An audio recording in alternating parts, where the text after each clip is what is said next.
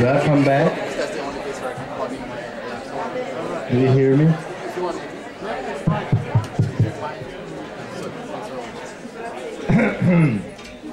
So let me start with a procedural announcement, which is that if those people who have by any chance not taken off their posters, we would like to ask them to do so before we leave today. And as you all know, we'll have a reception, and everybody, I hope, has the address. But for those who don't know their way, we suggest that we meet quarter to 8 in front of the building, and we can just walk over together. For other more daring, can actually try to find their way through Budapest. It doesn't have transit today because it's on their own track.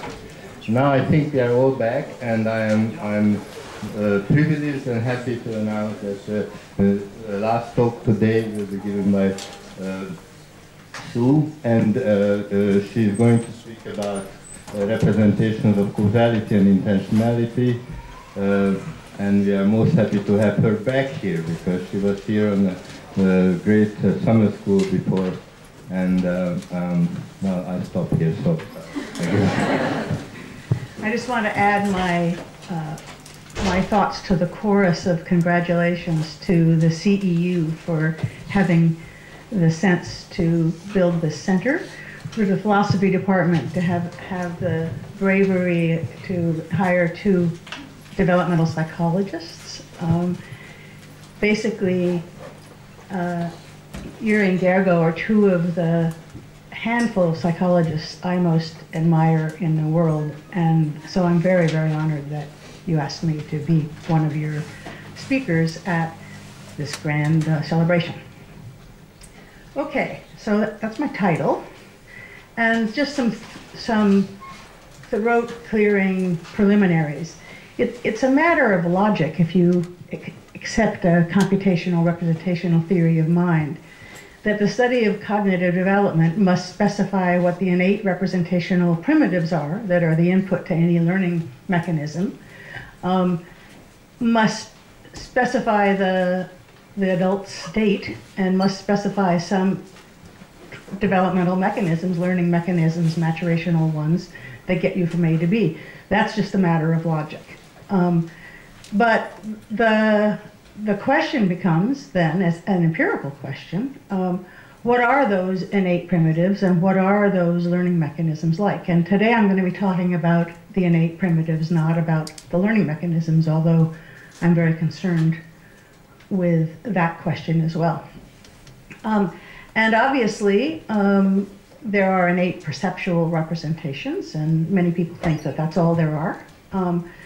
I, following Liz Spelke, René Bailargian, Yuri and Gergo, Alan Leslie, many others, believe that also there are innate representations with conceptual content that are embedded in systems of core cognition.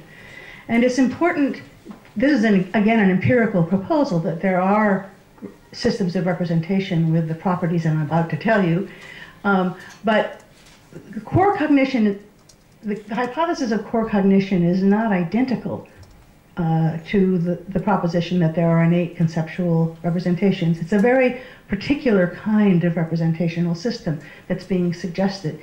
And what core cognition systems are systems of representation that are domain-specific, very, very local content. They're continuous through development. They're supported by innate input analyzers. If babies couldn't recognize the entities that fall into their domain, they would do no good. And I think they probably have iconic format. They're very, very different from later developing conceptual representations. Today I'm not going to talk about core cognitions. Examples are representations of agents, as Alan was talking about today, representations of objects, as in the Spelke-Bailargian work. representations of number, analog magnitude representations of number. Those are examples of systems of core cognition. Today I'm going to talk about the possibility that there are innate representations in addition to those within systems of core cognition, and particularly innate central representations whose format is not iconic. Very, very different kinds of representations. And two candidates are representations of cause, which is what I'm going to talk about today, and also logical primitives, innate logical machinery.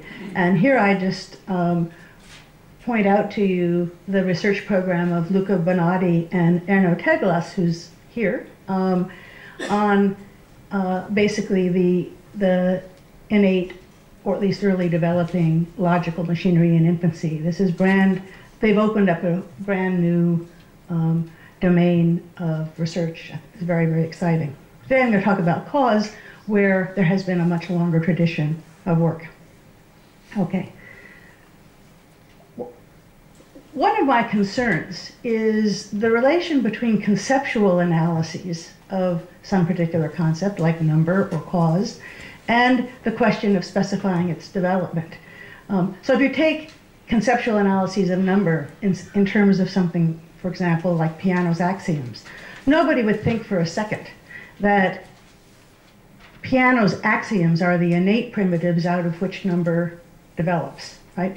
They specify what an integer is, but some other, it has to be built in ontogeny in terms of some other primitives and some other mechanism working on them. Similarly with cause. In philosophy, there are two main classes of conceptual analyses of the very notion of cause. You can call them dependency theories and transference theories. These are distinct. They can be dissociated. And I think many modern philosophers think that they don't reduce to each other. And we probably both are important in our conceptions of cause. So the dependence theory is some sort of counterfactual supporting schema. What a causal relation between two events simply is that if the first event didn't happen, the second one wouldn't. And transference theories are theories of mechanism in which something like what Alan was talking about today, some kind of power, force, etc., is literally transferred and accounts for the causal effect of one on the other. And these thought experiments in philosophy show that these can be dissociated. Classic philosophical thought experiments like double prevention scenarios, or which is, here's a scenario that shows that you can have counterfactual dependence without transmission. Okay, so A aims a gun at B, intending to kill him. A bodyguard sees this, attempts to throw himself in the line of fire, ensuring that he would be killed instead of A. But the confederate of the shooter pushes the bodyguard out of the way, so when A shoots, B dies. Now the question is, what is the cause of B's death? Counterfactually, it is true that if C hadn't acted, A wouldn't have died. And in fact, in some circumstances, experimental work within psychology shows that people do accept that C's action is part of the cause, not the only part of the cause of A's death. So this is a case of counterfactual dependency without transmission. That is, C's action did not itself materially, in the sense of that the bullet caused A's death. Then you can have the converse. I think it's called, what is it called? Forget what it's called. Here's the converse. A and B shoot at the same time. A's bullet reaches the heart before B's. So A killed B, but the counterfactual doesn't hold, because it isn't true that if A hadn't shot, C wouldn't have died, because B's bullet would have killed him. So that's a case where you have transmission without counterfactual dependency.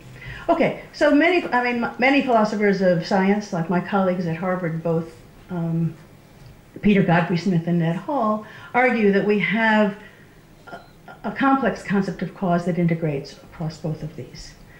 But the question I want to raise here is, what does this have to do with the development of the concept of cause, right? Because those analyses aren't going to help the baby at all. They might be what cause is, but they're not going to help the baby identify causal events in the world, right? Well, maybe they will, maybe they won't. Let's look at this. So, I'm going to turn, here we go. Yeah. So turning to the origin of the concept of cause, there's a variety of possibilities. It's constructed from sensory or perceptual primitives, or from conceptual primitives that don't have the content cause, or it's innate. And if it's innate, there has to be some mechanism for children to identify causes in the world. There have to be actual causal schemas that the babies represent, and we can ask what those are, right? And the question is, are they initially part of one or another system of core cognition, or are they quite different? Are they central from the beginning? In the adult case, there's no domain constraints on what variables can be causally related to each other, right? It's not a domain-specific notion, but it may be developmentally. Okay, so there are, in fact, 3 proposals in the literature. Assuming that there is an innate concept of cause, it's not constructed out of representations that don't have causal content. But 2 of them place it in one or the other system of core cognition, and the third one aligns with a counterfactual analysis of cause. So the first hypothesis is, as far as I know, the first explicit theory of the origin of the concept cause was Michotte's. And what he claimed, he, as you all know, I assume, he studied causal perception. And he speculated that the mechanisms that compute perception in motion events of causality, I'll show you some Michottean events in a second, are innate. And that is the innate schema. And the concept of cause is generalized to other things by analogy to that.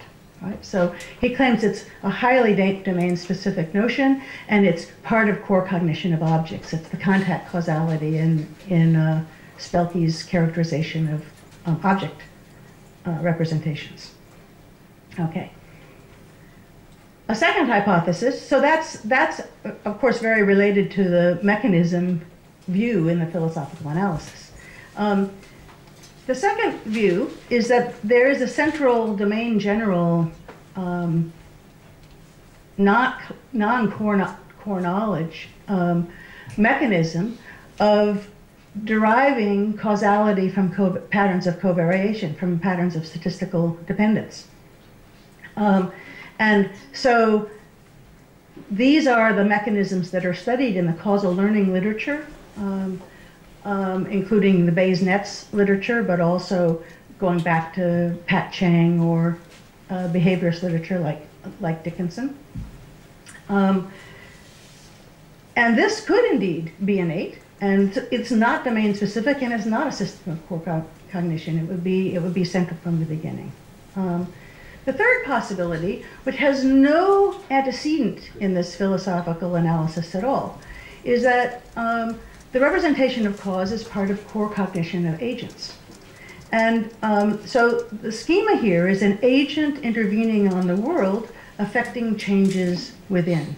And in fact, this is this makes a lot of contact with Alan Leslie's talk earlier today, in which the relations between concepts of agency and concepts of causality were very intimately related.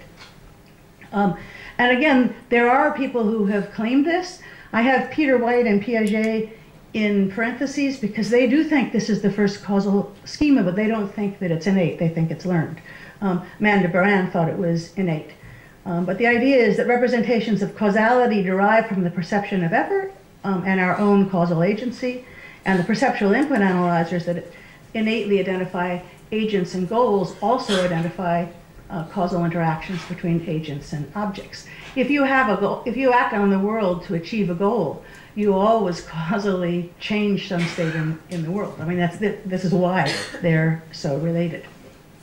Okay, so the plan for today is to consider Michotte's proposal, because that's where most of the baby work on causality lies. And I'm going to argue we can rule it out. That Michotte's proposal is not correct. And the reason is that as soon as cause is represented at all, it integrates information with respect to agency. So there's no evidence for a modular representation that only computes contact causality. I'm also going to show you that concepts of intentional agent and causal agent are conflated early in infancy, and then we will step back and ask, okay, so what does this tell us about the origin of the concept of cause? Okay, so I assume everybody knows about Michotte's beautiful 1939 or whatever it was series of 102 experiments on causal perception. It's a classic book. If you've never read it, it's bedtime reading. It's really just wonderful. But what he showed was that in events like this, people report seeing that the blue object, the motion of the blue object caused the motion of the red object. So it's a direct perception of causality. And he studied the psychophysics of that. Peter White observed that already that way of talking about it smuggles in sort of notions of agency. Because physically it's equally true that the red object caused the blue one to stop. But we don't see it that way. And subjects don't report it that way. I mean, of course we can, once I point this out, you can see it that way. But we strongly intuitively impose the schema here where the moving object transfers the motion to the red object rather than the physically equivalent, thanks to Newton's law, facts that the red object caused the blue one to stop. But that's not something Michotte noticed. He just talked about what the psychophysics were under which you have this direct causal perception. And basically, what happens is, there's lots of, I mean, there's 102 experiments that lay this out. But for the purposes of today, there are two crucial variables that matter. The motion of the red one has to continue along the same trajectory, and it has to follow contact from the blue one, and it must move immediately, right? So there can be no spatial or temporal gap. And the example of I didn't make the spatial gap big enough, so you might have still been able to see that causally. Here's a delay event. Most people don't see that causally. Anyway, the psychophysics, there's been tons of psychophysics that follow up Michotte, and this is very solid work. In contact causality, there can be no spatial or temporal gaps. Okay, let's skip over this. Now, Michotte's evidence for modularity, again in these 102 papers, 102 experiments, is that this is an automatic perception. It's bottom-up data-driven. Even it's encapsulated from your knowledge of the events. I mean, in his events, they were shadows and on the wall. People knew that there was actually no causal relation among them, but you still see the causality. And similarly here, there's no actual causal relations between these computer disks, but you still see them. Also, they're not veridical. The conditions that support seeing causality actually contradict how objects move in the real world. I don't have time to go through that, but that's exactly what you expect from encapsulated systems. And what's interesting is that Michotte lays all this out, 40 years before Fodor's modularity of mind. He's describing a module, and he's describing it with all the criteria that Fodor lays out. Okay, so the signatures of this model is that it's sensitive only to spatial temporal information. The nature of these events, so whether they're people slamming into each other, whether they're disks of light, etc., doesn't matter. And it applies only to motion events. Right? You don't directly perceive causality, he claims, if, for example, something slams into something else and it changes color or shape. Right? So it's a highly modular system. Okay. If this is the initial innate causal schema, you better see evidence for it early in infancy, and indeed one does. And here I am referring to the classic work of Alan Leslie's thesis. Alan Leslie burst on the scene with these gorgeous experiments. And so what he first showed was that babies are sensitive to the spatial temporal features that specify Michotte causality. So if you habituate them to a contact event, they dishabituate to a gap event. If you habituate them to a gap event, they dishabituate to a delay event, etc. Now that doesn't prove that they're seeing the causality. It just shows that they're sensitive to the spatial temporal parameters that for us specify causality.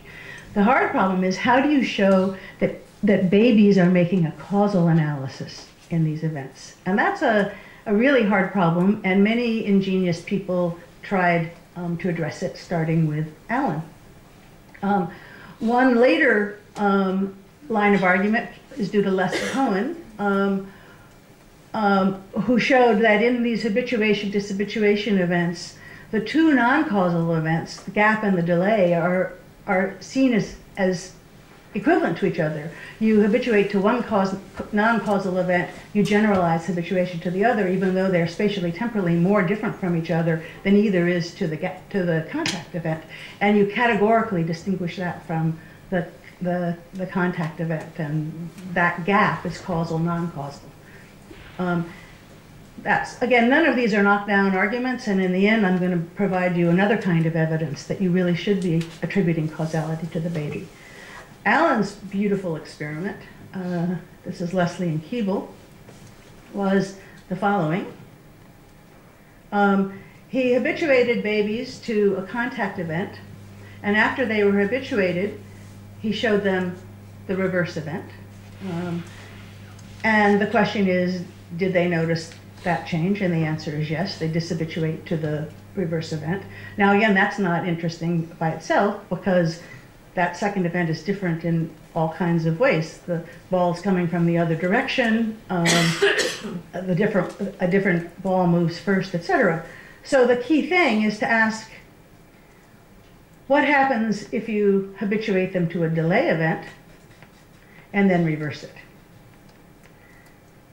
Now what this does is it controls for all those factors, like it moves from the other side and which one moves first, but in the first one, you change not only those spatial temporal parameters, but you also change the relation between the situational agent and the situational patient in a causal event. Whereas in the second one, there is no causal event, so you can't reverse it. And what he found is babies didn't care about the reversal in the second case, but they did in the first. Okay. So the conclusions drawn from this is that by 6 months of age, infants perceive causality in launching events. And for the sake of argument, as I say, none of these are knockdown arguments, but for the sake of argument, let's accept that. Further evidence that this is so is evidence that infants' representation of causality go beyond these data-driven Michottean representations of these Michotting events, they infer contact causality in cases where they're given certain kinds of statistical evidence that there's a causal relation. So this is the very first, I believe, violation of expectancy experiment, and it was done by an undergraduate at Harvard named Ball. He had subjects ranging in age from 2 months to 17 months, so this was never published, and he didn't become a psychologist, but it's a gorgeous experiment. So what he did was he familiarized or habituated the baby to that, okay? So now you don't see whether there's contact or not, but you see it. You see the statistical relation between the motion of the first one and the second one over and over again.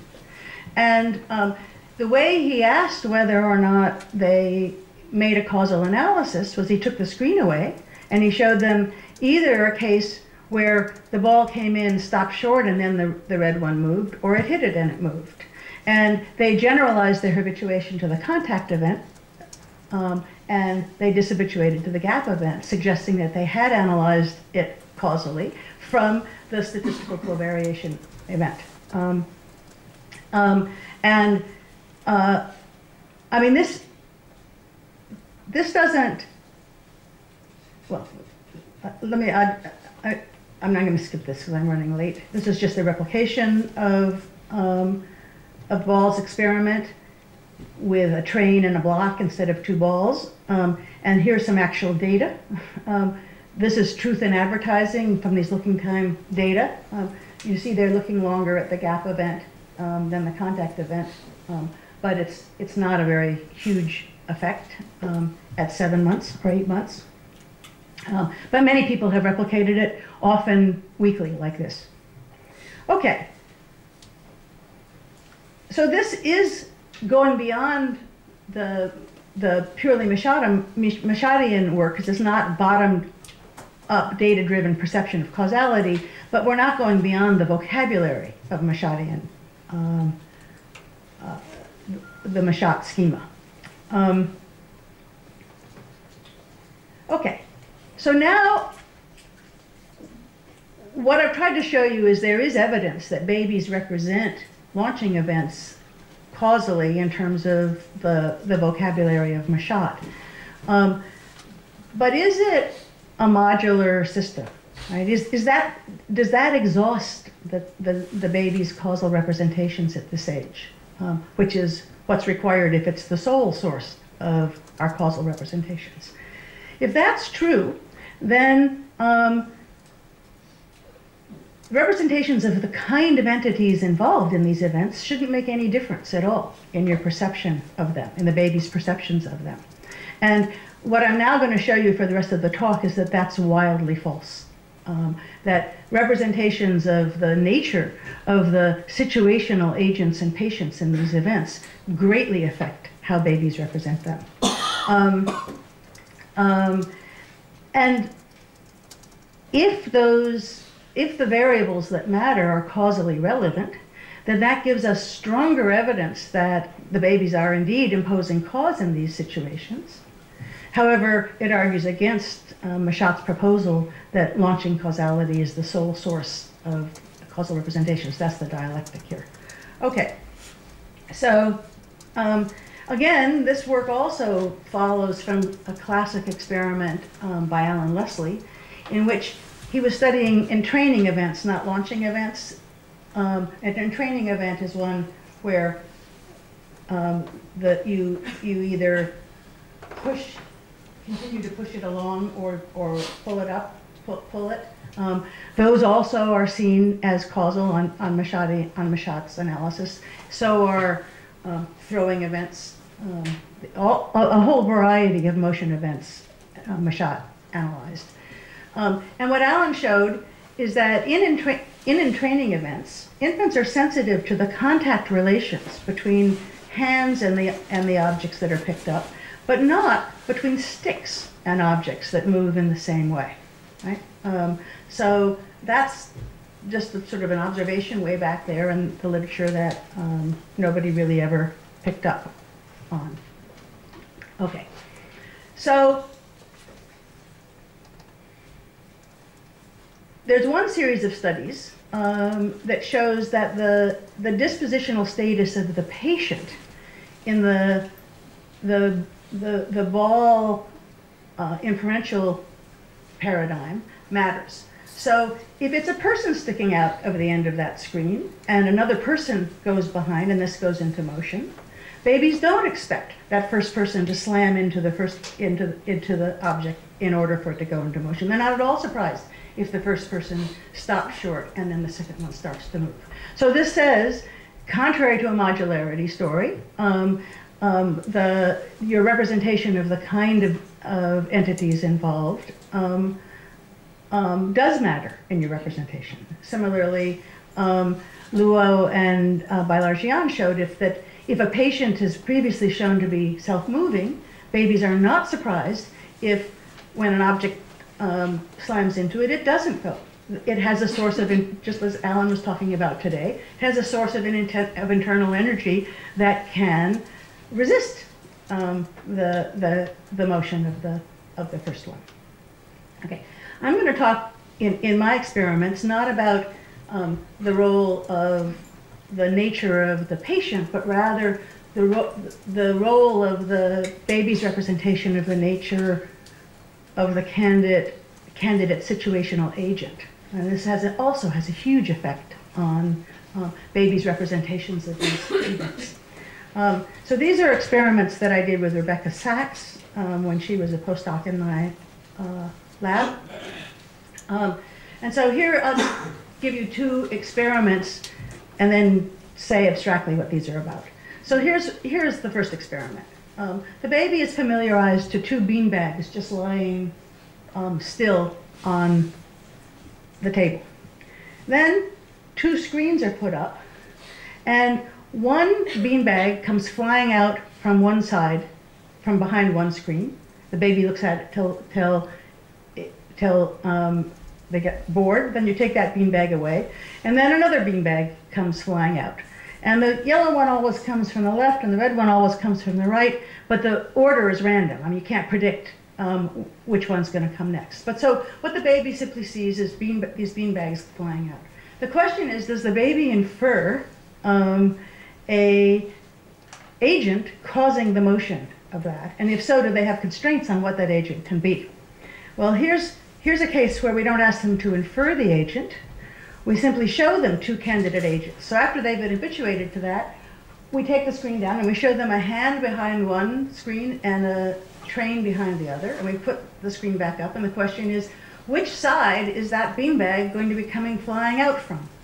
And the answer is, they look very much longer at what I'm calling the unexpected there, which is if the beanbag comes out the side of where the train was instead of the hand was. Okay? So what is it about hands? Have they just learned particular associations between hands and throwing, or in Alan's experiments, hands and picking up? So it's a very specific schema that they've learned. Have they analyzed the mechanical affordances of a hand, that it's the kind of thing that could throw? Or is it that they know that hands are agents in Alan's first tripartite sense of agent, that they are dispositionally self-moving agents with causal power? Or is it that they are possibly dispositionally intentional agents? You know, what is it about hands or parts of them? Okay. Well, we haven't gotten to the bottom of this, although I'm going to show you as we go through. It's for sure that an abstract notion of a dispositional self-moving agency, and they actually normatively, from an adult point of view, take into account intentionality as well. Okay. So in this experiment, the way we address this is we place the hand by a little puppet. Now this little puppet is this big. It's about the same size as the beanbags. And the babies are given some experience before the experiment of this thing apparently moving around by itself. Okay? So they're given that familiarization, then they're shown the beanbags are dispositionally inert, just sitting there. And then the experiment is exactly the same, except that when the screens go down, instead of there a hand in a train, there's this puppet in the train. And the question is, do they expect the beanbag to come flying out from the side? Now this thing, they've obviously never had any experience of this thing throwing anything. It doesn't even have the mechanical affordances to throw it. But what you see is, oops, that's habituation, and that's how long they look if it comes from the side where the puppet was, just generalizing the habituation. And again, they discriminate that from where the train, from the train. Okay, so it works exactly like the hand. So the conclusions from this are that infants represent the cause of the motion of the beanbag, although they've never seen the causal interaction. Right? They never see the causal interaction between the hand and the beanbag. And constraints on the situational agent. They have constraints on what could be the agent in this experiment from representations of dispositional agency. Hands and a self-moving puppet are potential agents of the beanbag's motion. A train is not. Okay. Now here's a stronger question can you ask. Here, do they actually infer an agent if they've never seen one? Right? Here we don't show them the causal interaction, but we show them the two candidate agents.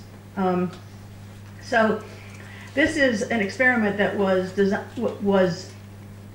designed to address some questions about the Urey and Gergo's experiments that somebody talked about today, I think Alan. But what we did is, prior to the experiment, we allowed the child to play with a red beanbag so they see that it's an inert, inanimate object. Then they are familiarized to this beanbag coming from off stage over a screen. And there's 3 different size screens, so it tracks the size of the screen. It always clears the screen. Okay. This is exactly like the events when you throw, not the one where they start first, but when you throw it from off size. Okay. What we want to know is, do they infer a cause of that beanbag's motion? And the way we ask is, after they're habituated to that, a hand, they've never seen a hand before in this experiment, I mean in this situation, a hand comes out from the side from which the beanbag had been thrown, or the hand comes from the other side. And our reasoning was, if they inferred an agent, and indeed if they inferred the most likely agent, which is a person throwing it, they should not be surprised to see a hand come out from the same side, but they should be quite surprised. There's no reason to expect that there's a person on the other side of the stage. The results are, again, there's the habituation. They're very interested when the hand comes. I mean, it's not they don't generalize habituation in this case. However, they clearly are more surprised to see a hand come from the opposite side. And this is not the case. The various things you want to control for, it's not that they expect everything to come from that side. And it does matter that it's a hand. So we repeated that experiment with, it's the same experiment exactly, but it's a train that comes either from that side or the other side. And what you find is that they're very surprised to see the train, but they don't differentiate which side.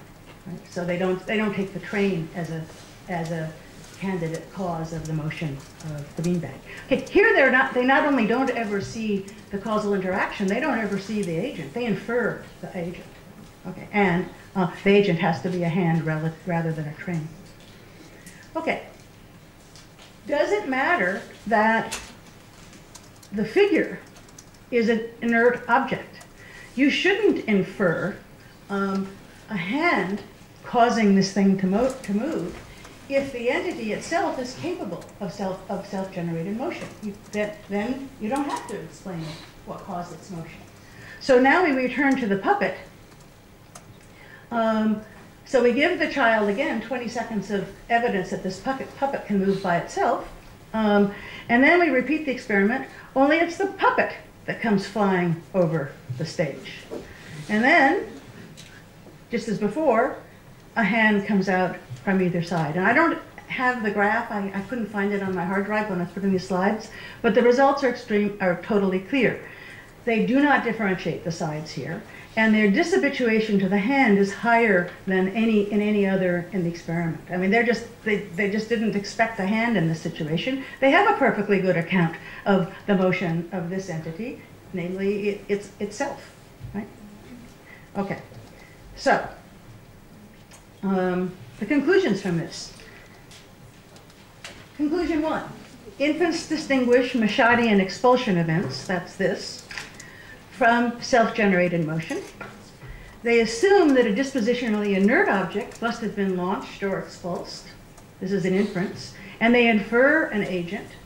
And hands are a good candidate for dispositional agent, just as they were in the other experiment, just as they were in Allen's. And we haven't, in this experiment, looked at what it is about hands, but given the result of the previous experiments I mentioned, I assume that any entity capable of self-generated motion would be one. Furthermore, they assume that the emotion of a dispositional agent, namely a self-moving puppet, is not caused by another agent. Okay.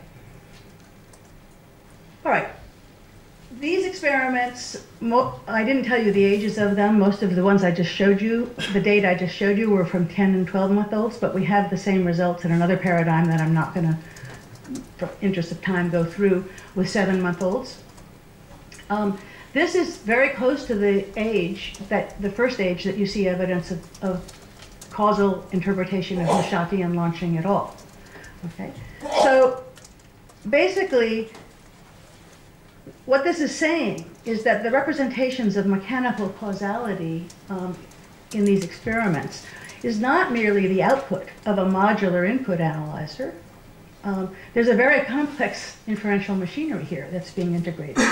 So that, as I said before, the dialectic here is that these data support the interpretation that infants are representing these events causally, because all the variables that matter are ones that are causally relevant. But this very integration tells against Michotte's claim that his modular causal perception module is the sole source of human representation of causality. Okay.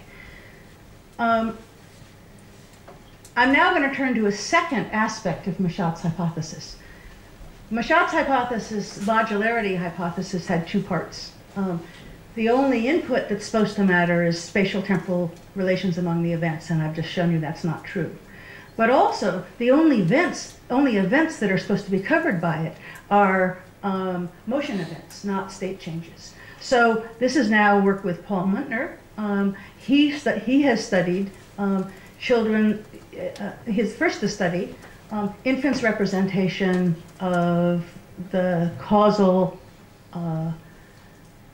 of causes of state changes.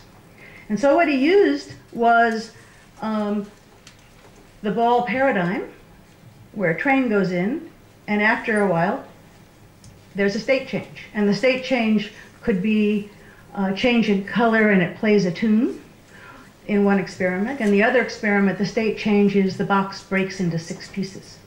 Okay? Okay. After the baby is habituated to that, one of two things happen. The train comes in and contacts the object, or doesn't contact the object, and when the train stops, the state change happens. Okay, so it's just exactly like the ball paradigm, except for instead of motion as a effect, state changes effect.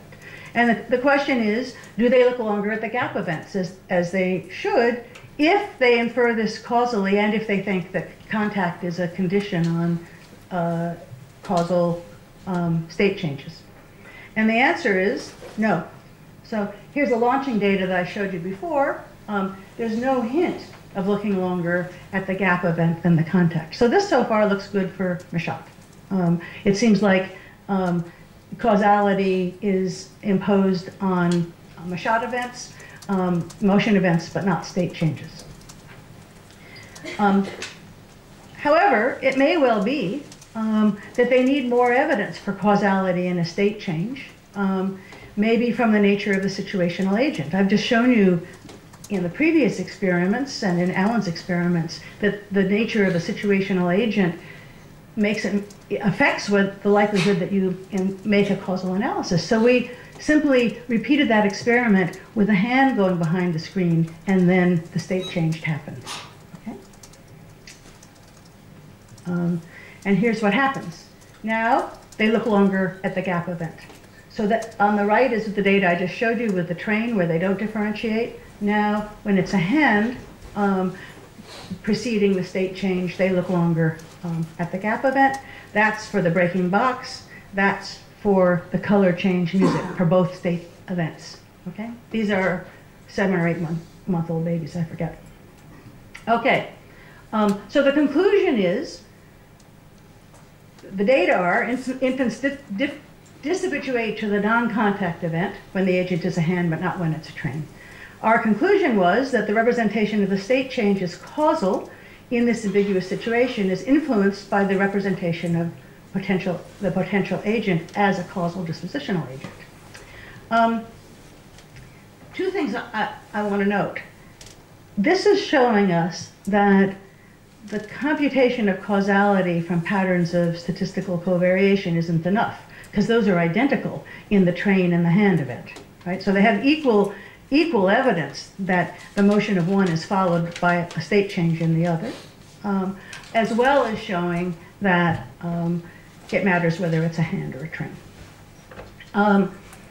So this is contrary to Michotte in 2 respects. Okay, a state change is being interpreted causally by the same criteria that a motion event is, and secondly, that it matters something other than the spatial temporal relations matter. However, if those of you who are thinking about this might think, wait a minute, there's an alternative interpretation for these data. It has nothing to do with causality. What you see is a hand repeatedly going behind a screen, and then something happen, aiming towards an object. This is a paradigmatic goal-directed action. And maybe they simply expect hands will make contact with that they are reaching for. So this is about an agency indeed, but it has nothing to do with causality. Well, if that is the right interpretation, then if you change the experiment in a crucial way, where you habituate them exactly the same as before, the hand goes in, then the state change happens. But now during test, the hand goes in and stops short or makes contact, but the state change doesn't happen. Okay? If they're interpreting it in a goal-directed way, you should get the same results as before. They should be surprised if the hand stops short. But if they're reasoning about causally, the results should reverse, because now, in the case where it makes contact, the conditions for the state change are reached, but the state change doesn't happen. Whereas when it stops short, the state change shouldn't happen. So in the first case where the state change happens in the test events, they look longer at the gap event. But in this case, if they're reasoning about causally, they should look longer at the contact event. And here's the data, completely reverses. Okay, so they're definitely interpreting this causally, and they do expect contact in this transmission version of a state change as well. Okay. One last experiment, and then I will wrap up.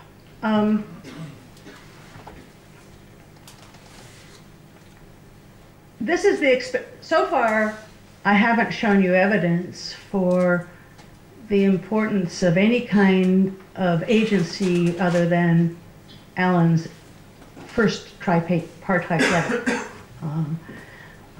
Basically, entities capable of self-generated motion, including hands, are good candidates to be situational agents in these events. In Paul's last experiments, he varies whether the hand moves intentionally or unintentionally, and he models this on Amanda Woodward's experiments. So one way he does it is, here is an intentional motion. So the hand goes behind the screen like this, and then the state change happens. Or it goes like this, and the state change happens. Okay.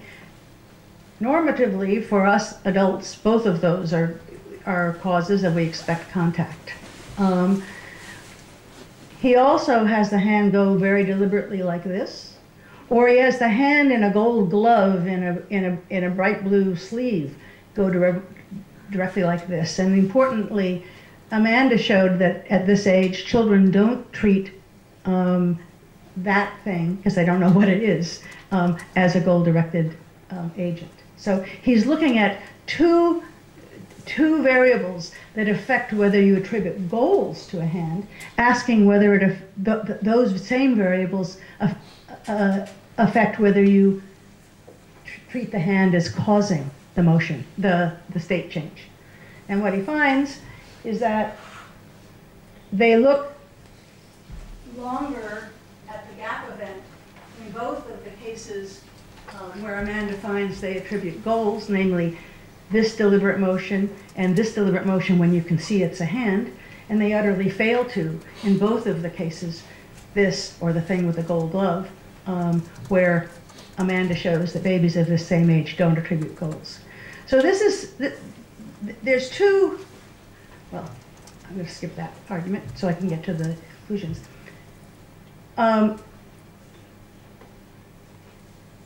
This is further evidence that they're integrating representations of agents, in this case intentionality, things relevant to intentionality, in Allen's second sense of intentionality, in a causal analysis in a way that adults wouldn't.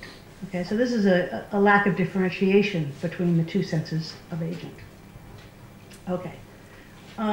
So the empirical conclusion here is that the factors that affect the likelihood of the attribution of goals also affect the likelihood of causal attribution, and there's also evidence for the reverse. There's a conflation of intentional agent and causal agent at this age. Okay, the theoretical upshot here is that there's very strong evidence for rich causal reasoning in 7- and 8-month-old infants. It integrates conditional probability, representations of dispositional agency, and contact causality, both for motion events and state changes not involving motion. Okay.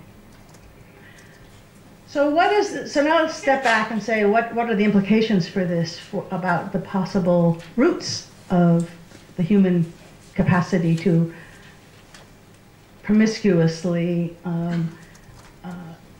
construe events causally. The first hypothesis was Michotte's, that cause is initially part of core object cognition, and I think the evidence I've given really conclusively rules that hypothesis out. There's definite evidence for causal attribution in Michotte on launching expulsion events by 6 to 7 months of age, but this can't be the sole source of causal attribution, because at that age they're already integrating all kinds of other evidence. And furthermore, also counter to Michotte, they apply the same analysis to state changes. Okay. Nativist Alternative 2. There's an innate learning mechanism that computes cause from patterns of conditional probabilities. This could still be true. I mean, we don't know where these causal schemas came from. These are 6- and 7-month-olds, after all. However, certainly by this age, they're not only analyzing the patterns of statistical covariation, because there's priors that come from the nature of the events and the nature of the entities involved in the events.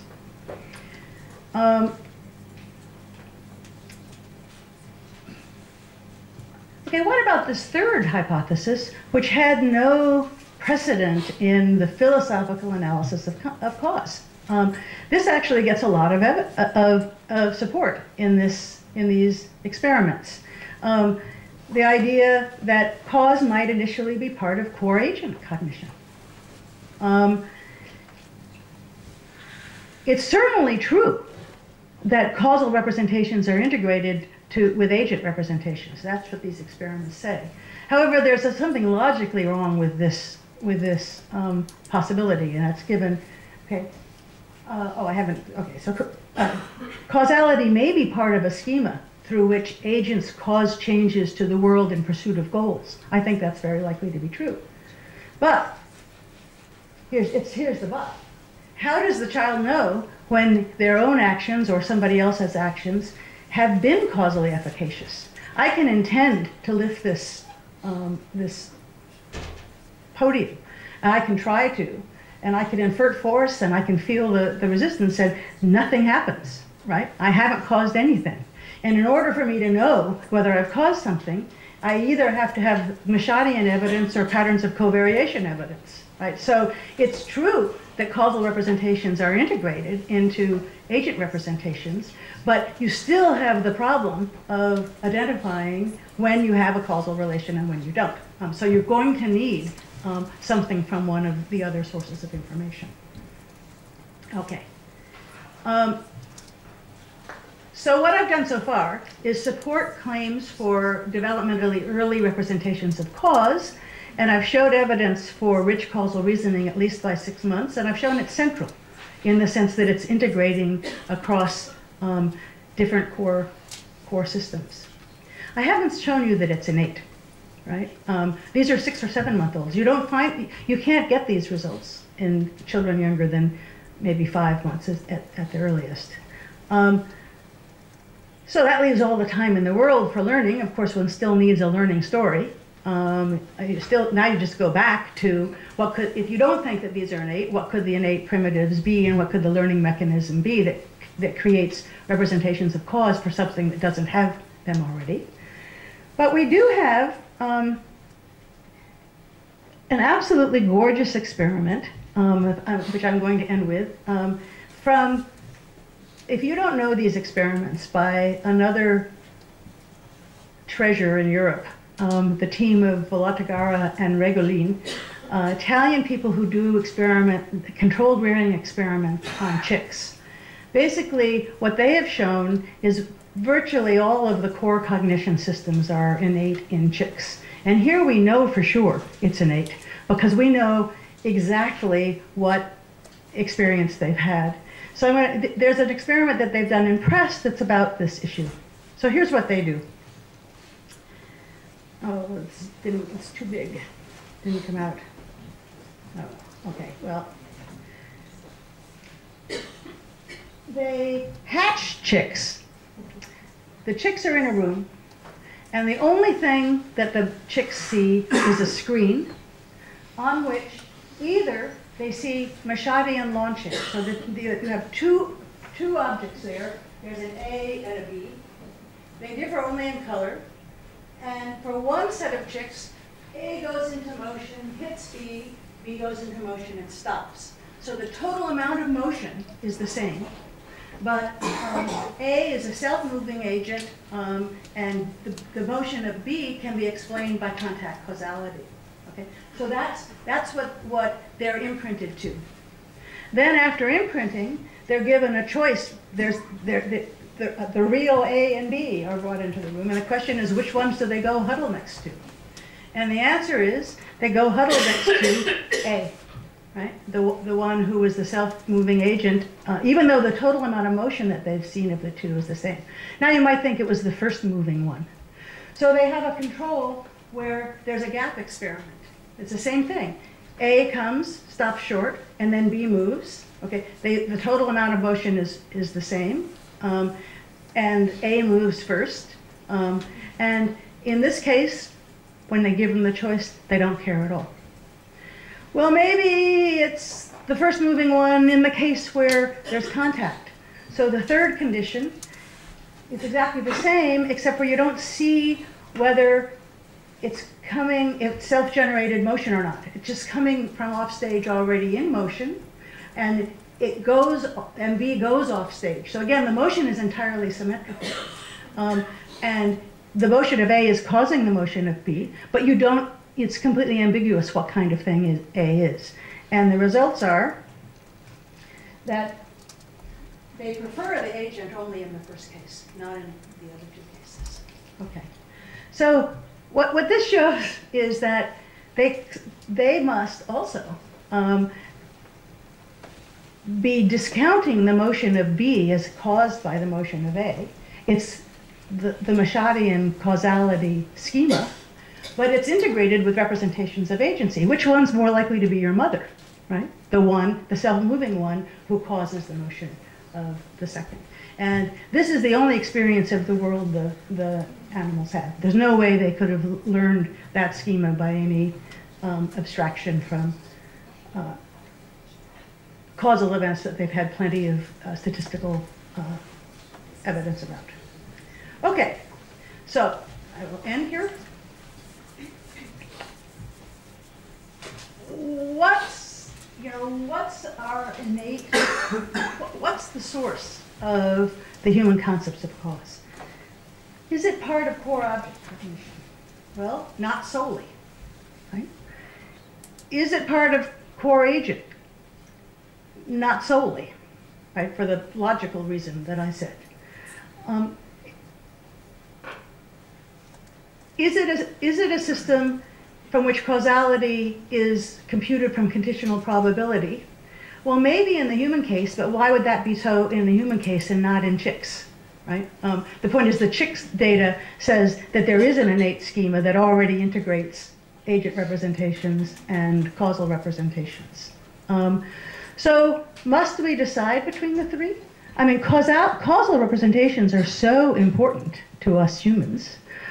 It seems very likely that there's a central representational system from the beginning that integrates all three of these sources of information. That just as the philosophical analysis says we need both conditional dependency accounts and transmission accounts, so in the developmental story, we need some innate schemas that start with, that allow us to compute causal relations, and it's very likely that they integrate from the beginning centrally across all these sources of information. Thanks.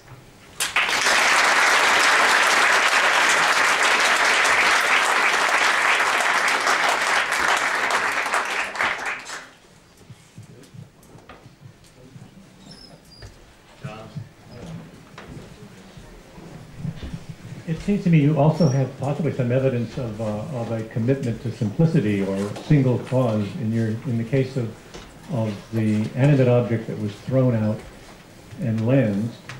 It means that it has to have been given, that is, this causal act has been given to this little bag.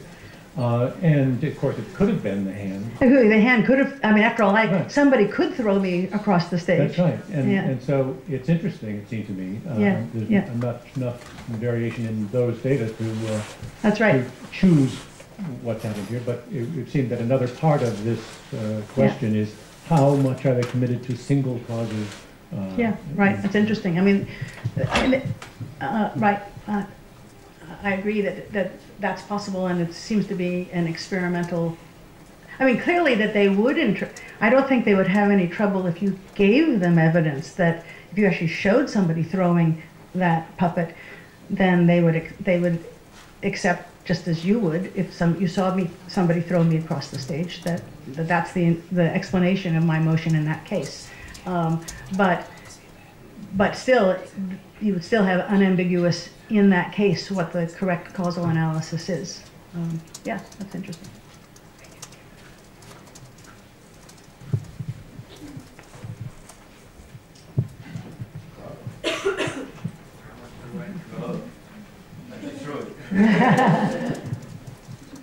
I was going to ask if the infant's first there's an agent on your screen, by the way. Yes, so it seems to be. Go get rid of that. If the infant's first interpretation of causation is always agentic, how is it possible for infants to learn that some causes are not agentic? If they do, so something that's bumping against them in their crib, by your account, they would first think that that's alive, and then get tired of it, or? No, I don't think. See, I don't think that. Yeah. I think that Michotte is probably, I mean, even in these experiments, the children inferred contact in the Michottian launching experiments 1 or 2 months earlier than they did in the hand and the state change ones. So they've got already a schema there of the Michottian contact causality. And there, although they integrate evidence about whether the situational agent in that case is a Leslian agent or not, they clearly are capable already of representing it, a causal relation between two dispositionally inert objects. So my guess is that Michotte is right, that is an innate input analyzer that identifies a really important kind of, a really important case of causality. So it's not that it has to be an agent. It's just that the causal representation, the schema of agents acting in a goal-directed way, affecting changes in the world, that whole schema is also available from the beginning. Right? I mean, I really think they have all three. I think that, clearly I think that they do the relevant statistical analysis too, which is presumably why they've got the Michottian schema earlier, because they've had so much evidence for that.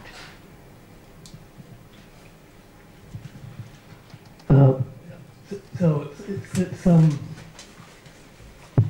it's wonderful that. Well, I mean, we're talking about somebody who knows about causality now, so I'm very interested in what this question is going to be. I think it's really wonderful that you're following up on this, and it's especially wonderful to me that it's you and not Les Cohen, because what he did, you know, the argument that the way that he tried to get to causality, I thought about and I tried and so forth, and it actually doesn't work. The data ends up just to be ambiguous between spatiotemporal and the causal. And although he always claims to be either not replicating me or to be replicating me, in fact, always what he did was to carry out conditions in 3 of the cells, 3 out of the 4. And of course, everybody knows from elementary. Oh, so the 4th one you mean is there's neither. Wait a minute. They're just 2 totally independent motions. The fourth condition combines the gap and the delay. And with the delay. Yeah. And anybody knows anything. Did anybody ever do that? Did you do that? I did that. And what happened? I did that before him. But he said he's replicating, but he only did 3. He only ever did 3 of the conditions. And I, never could get him or just anybody else to understand. Even though, it's if you're doing a 2 by 2 ANOVA, you've got to have data on 4 cells, otherwise you don't know what the other 3 mean. Yeah. And if you do combine those 2 things, what you find is that the well, I'm not going to go into that, but because I've written about that many times. But anybody could follow. But and look at that, and compare and you see what's wrong with it. But but there is this. But my thing I wanted to comment about was about the hand. Mm-hmm. And I find these results fascinating because it suggests to me an answer to something that puzzled me ever since I did this as a young man a long time ago. And for my thesis, with the hand doesn't make contact with the doll, but it appears to pick them up. Now, I sat literally for years and years and years while looking at that movie of a hand that picks up the doll without touching it. And it always looks like the hand is picking up the doll, even if it doesn't touch it. And the babies did that too. The point is, I stated the result correctly there, whereas when I read it to start with, I thought that they only saw that the experiments the results were more like these. See, our results are quite different from that. Here, they expect the different reflections of giving a causal analysis, including expecting contact, right? So what you found is that they were sensitive to contact only if it was a hand, but if you habituated them, this is moving by itself. So the hand is like this and this is coming like it. Now they distinguish that from that and the other way around. And that's a very puzzling result. Yeah. But okay, so my suggestion is that even in adults, when we see this movie over and over again, it still looks like somehow the hand picking up the doll, despite the fact I know that's ridiculous. So, maybe there's some kind of vestige of this. No, I think here's an interpretation, right? So the difference between those experiments and mine is that in mine they're inferring what the causal interaction is, right? You're giving them direct evidence. You're giving them direct perfect direct statistical covariation evidence between the motion of the hand and the motion of the object.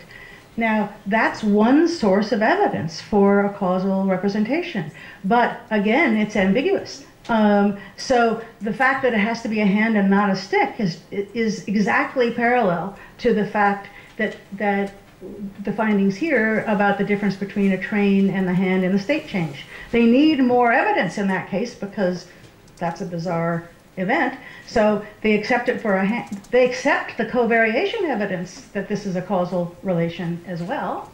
So contact, contrary to Michotte, isn't an absolute constraint on causal interactions. They accept the covariation evidence. When it's a hand. Yeah, they accept the covariation evidence, but they're integrating the evidence, the dispositional status of the entities as well, right? So these cues are combining, right? Just as they do in the state change experiments. Right, last quick comment is that the youngest age at which I showed the hand no contact thing was, if I remember correctly, it was 4 months. Oh, really? That's cool. That was in the thesis stuff, actually. Good. I don't remember the age. Cool. Good. That's great. Well, that's the earliest. Right. Yeah. Good.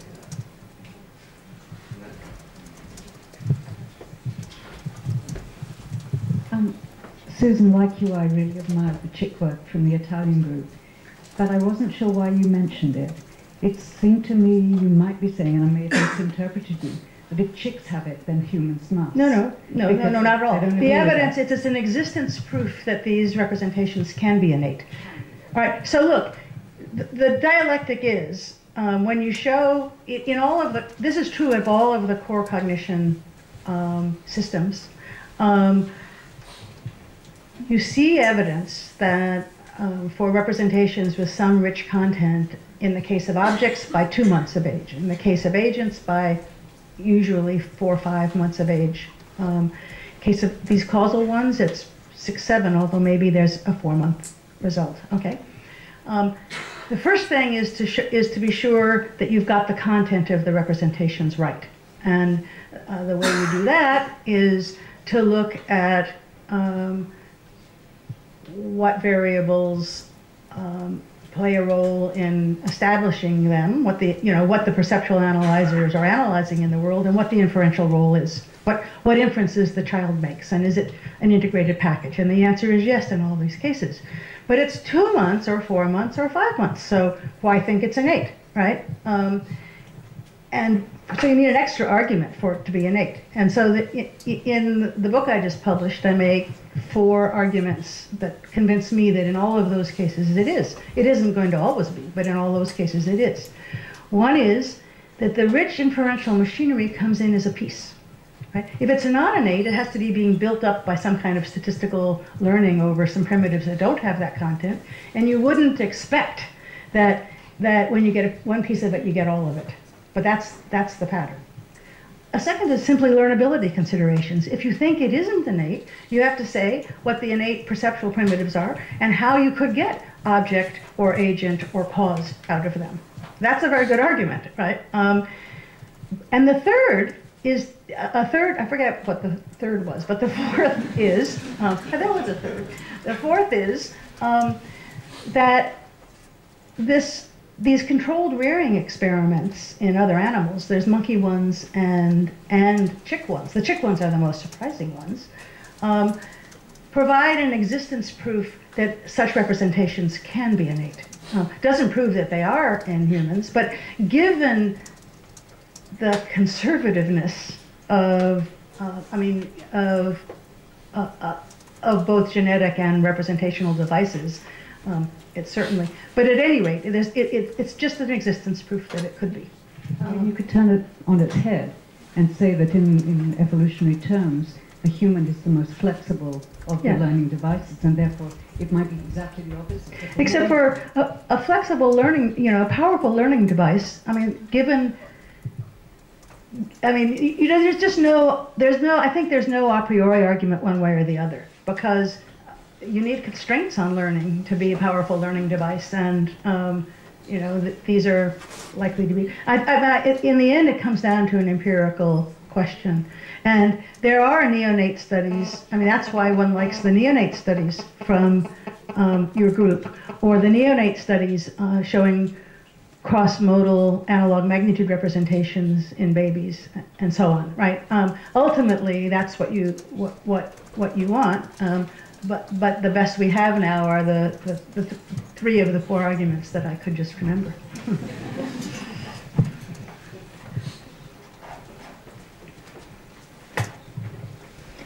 Okay, so you said that children infer an agent, and the agent must be the hand and not the train. Right.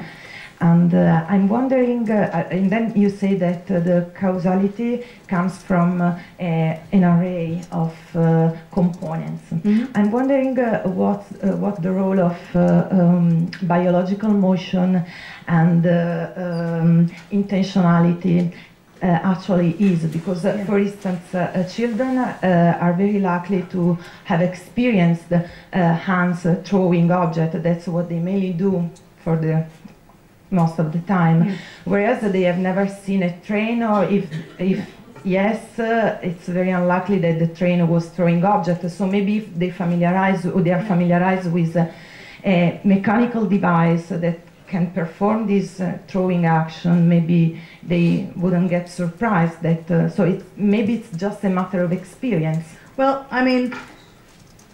I forgot there was one experiment in this series that I forgot to include, which was in the state change experiments. You can certainly give that interpretation that they've had tons of experience with their own hands and other people's hands contacting objects and causing state changes, like turning things on, or the games, the crib toys they have that you touch it and something happens, right? Not motion events.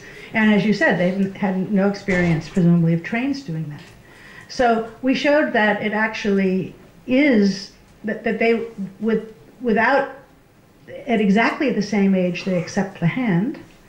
If you give them a little experience with a train which you show can move by itself, so it's not your experiment. I think your experiment would probably work, right? But if you show them a train that can move by itself, right, and now it's the thing that goes behind, they treat it like the hand. And they have had no experience of trains doing it. All right, so that's similar to the experiment where the beanbags are coming from behind the things, and they accept that puppet as long as they've just seen it self-moving. So there's no doubt that there is an abstract notion of self-moving dispositional causal agent that they will accept as a situational agent in these experiments as early as they will a hand, right? But that doesn't mean that they wouldn't accept a mechanical agent that you gave them evidence, because you'd be giving them both the contact causality and the probabilistic evidence. And I think that they're promiscuous in using these 3 sources of information, and they could set up such a schema, I would guess. It's a really interesting,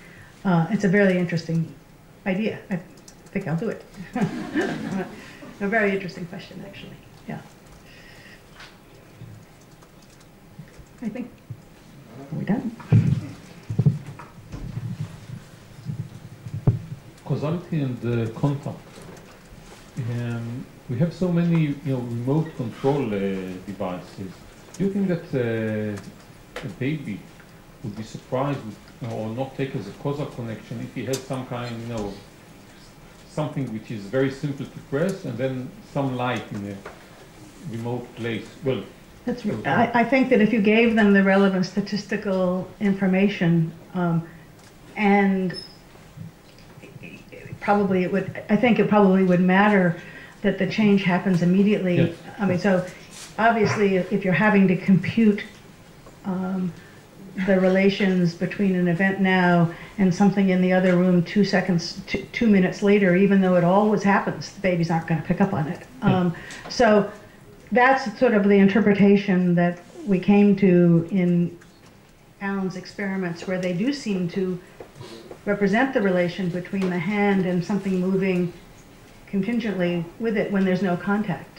Mm-hmm. So my guess is that they would be able to compute that statistical relation, and that they might treat it causally, although I don't know how I would know whether they're treating it causally. If they like the light, then they'll press it. That's right, yeah, that's right, that's right, that's right. But I would predict that it would require more statistical evidence than when there's contact, right? So that the point is that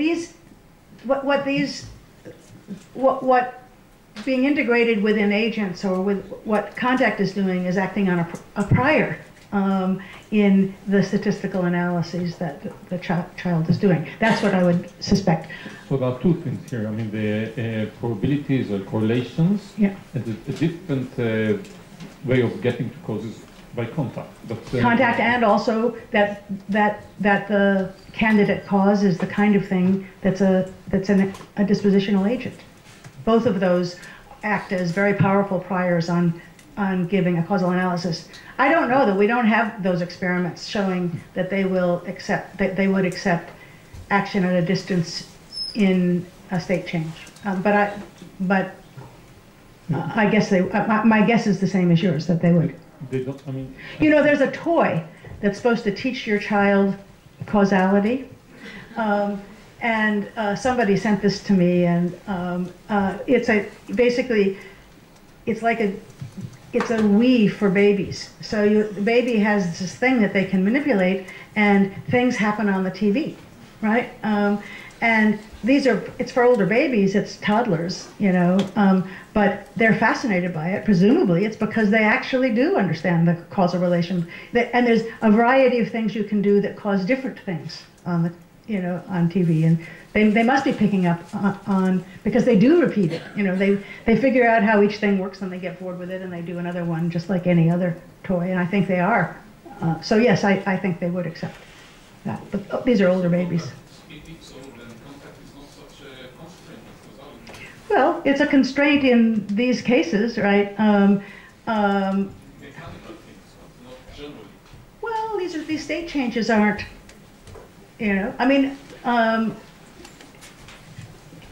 it's part of these schema, right? In a way that it would be for adults too, right? So if it's, because there's no remote control device here, right? It's just the hand that stops short, and then something happens, right? So in fact, we do these experiments with adults. They're very surprised to see the state change without contact too, because they're good magic tricks, right? So a very similar question in a sense. So how does the system change over development to the mature adult sort of causal perception or mechanism? If yes, how and why? And I'm thinking, for example, well, the examples that we heard before, but for example, the hand that sort of goes in and then state change happens. We know that very often we can touch something without causing any kind of state change. No, but the question is, right? Can you get the state change without touching it? No, right. But in the other, so in your sort of control condition, when there's no state change, anyway, you. That's only in the test, because they've already seen the state change. So of course it changes. Of course it changes with development. So for example, with development with adults, they take the unintentional flop to be the cause, right? And they do not expect the state change without contact in that case, whereas babies don't. So there's two things that change. One thing that changes, the main thing that changes, is that children learn these are learning devices that enable you to come to represent actual causal relations among things in the world, and you have to learn those, right? So that's what most of causal learning is learning what are the causal, what does smoking cause cancer, right? That's not innate, right? So you learn a huge number of causal schemas. And once you know one, it will then act as a prior with respect to situations into which it's relevant, right? So that's one thing that changes. It's a huge amount of causal learning. We are a causal learning, a causal explanatory species, right? But the really interesting question, I don't know the answer to that, is whether the very notion of cause, right, the one that gets lexicalized in language, for example, how it relates to what's guiding these experiments. And there's very interesting data that show that agency plays a similar role in the notion of cause that's lexicalized in language, at least early in development. So I think this is the input to language learning, but there's certainly, and then you know, as we become philosophers and we end up with debates about whether the core notion of cause is some kind of causal transmission mechanism notion or some pattern from covariation, now we're being very meta about our notion of cause, and that's obviously a matter of theory development about cause that most people don't ever engage in, right? So yeah, sure, there's a lot of development, but the really interesting question is whether the root notion of cause that enables causal learning changes with development, and I don't know the answer to that. But yes, we learn about all kinds of causes. Could I just mention that in terms of the timeline, that when it comes to conditional probability-based causal inferences, John Watson's evidence from 8-week-olds who are achieving by kicking with their legs distant mobile to move. That's right. They pick it up and they come to increase their frequency of their leg movements to produce the effects, and they smile at it. So of course, in this literature one route to this literature is a literature on operant conditioning, and it's debated whether operant conditioning depends upon a causal analysis or not. So it might, and it might not. That is a huge debate, a sophisticated debate on that topic in that literature. I think we should stop. We've gone for an hour and a half. I'm pretty sure we can go on later in private or in a company. So we meet here at 7:45 for those of you who want to be led to the restaurant, and the daring ones can meet us there. Great.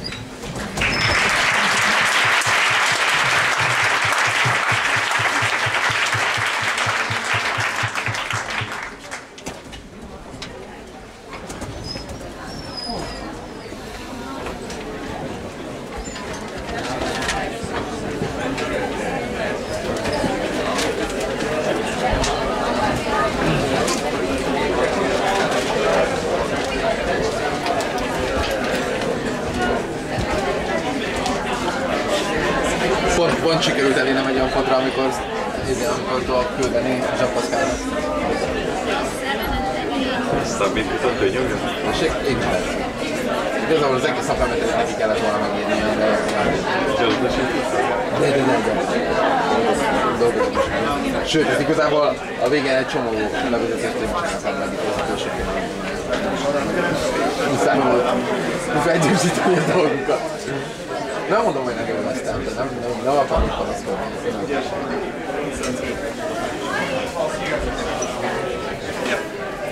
Megvárod, amíg gyorsan elküldöm neki, és akkor... Jó, hogy ne veszítsük szemben. Vagy messze van az is. Most akkor te nem jössz? Mert a Józsi is jön.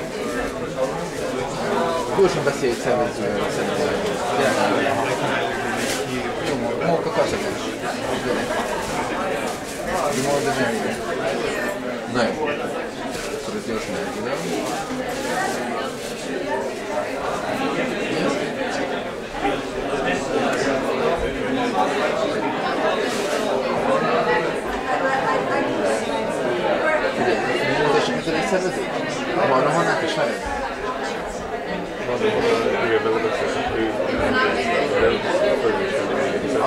keresek a József is kérnek, hogy minden a Hanához, lehet, hogy itt nem beszélgetnek, mert szoktak egymással, és beszél Hannával.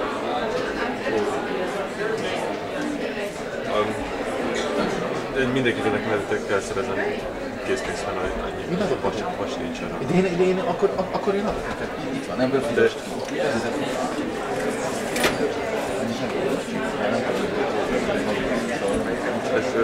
Amikor valaki kérdezte, akkor azt mondtam barátságosan, hogy ez jó, de ez ilyen büfé jellegű egyéb minden többet. Jó, akkor kint találkozunk.